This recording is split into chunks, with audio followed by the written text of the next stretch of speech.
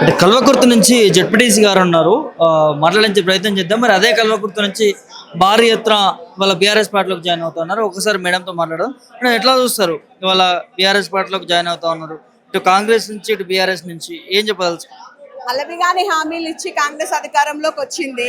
అధికారంలోకి వచ్చిన తర్వాత ప్రజాపాలన ఎట్లా చేయాలన్నటువంటి అవగాహన లేదు. ఆయన కనీసం మినిమం ఐడెంటిటీ లేకుండా పోయింది ఇప్పుడు రాష్ట్రంలో. కాబట్టి కేసీఆర్ గారు 14 సంవత్సరాలు సుదీర్ఘమైనటువంటి తెలంగాణ ఉద్యమం చేసింది. కాబట్టి తెలంగాణలో ఎక్కడ ఏ ప్రాంతానికి ఏ ప్రజలకి ఏ విధంగా న్యాయం చేయాలన్నటువంటి అవగాహన ఉంది. కాబట్టి మళ్ళీ కేసీఆర్ గారిని గెలిపించుకోవాలి.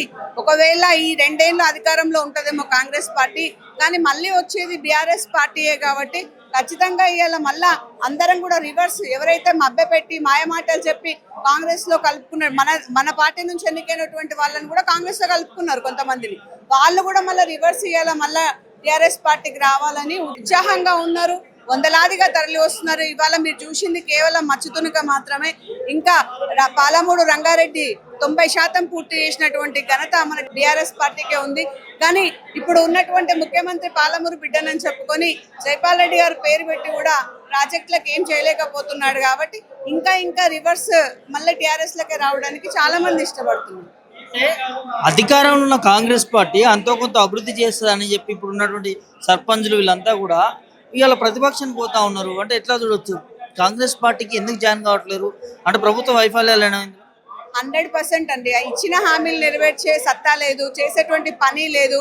గ్రామ పంచాయతీలు కేసీఆర్ గారు ఉన్న తర్వాత ఎంత సస్యశ్యామలమైన ప్రతి ఊర్లో రోడ్డు క్లీనింగ్, చెత్త డంపింగ్ యార్డ్స్, వైకుంఠ ధామాలు, పార్కులు, అట్లాంటి ఎన్నో సౌకర్యాలు ప్రజలకు అందుబాటులో ఉన్నాయి. కానీ వచ్చిన తర్వాత అన్ని కుంటుపడిపోయినాయి. ఇప్పుడు కనీసం గ్రామ పంచాయతీలలో ట్రాక్టర్ నడపడానికి డీజిల్ కూడా లేనటువంటి పరిస్థితి ఇవాళ మనం చూస్తున్నాం. సమయంలోనే అప్పుల పాలు చేసిరు తెలంగాణ. దాదాపు 7 లక్షల 8 లక్షల కోట్ల అప్పు అయింది తెలంగాణకు అనేది ముఖ్యమంత్రి చెప్తా ఉంటాడు కదా.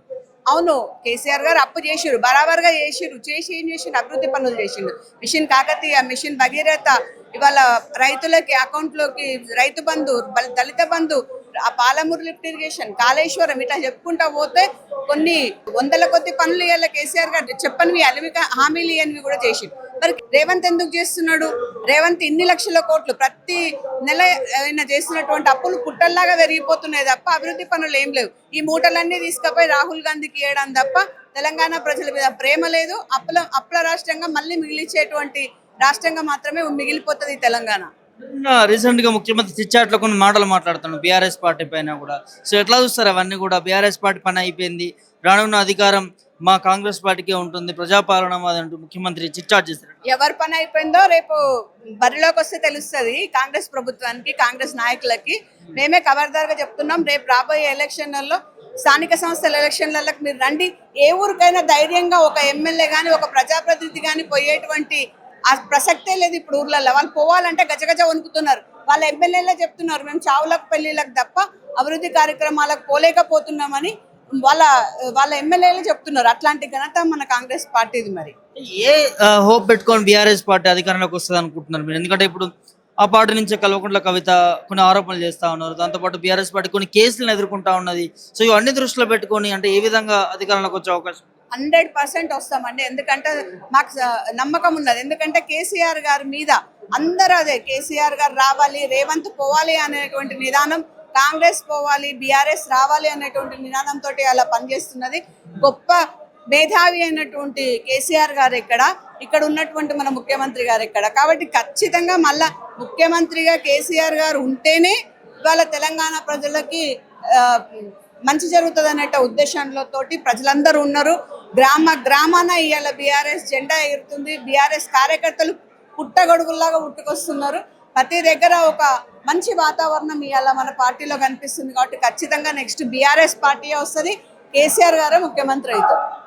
ఇది రానున్న ఎన్నికల్లో బీఆర్ఎస్ పార్టీ అధికారంలోకి రావడం ఖచ్చితంగా అధికారంలోకి వస్తుందంటూ కూడా కల్వకుర్తి జెడ్పీటీసీ చెప్తున్నటువంటి సందర్భం కనిపిస్తూ ఉన్నది. చూడాలి మరి రానున్న భవిష్యత్తులో రాజకీయాలు ఏ విధంగా మారుతాయి ఏంటి అనేది కూడా. వీడియో జర్నలిస్ట్ సల్మాన్ రావుతో ప్రభాకర్, బులెటిన్ మీడియా, తెలంగాణ నుంచి.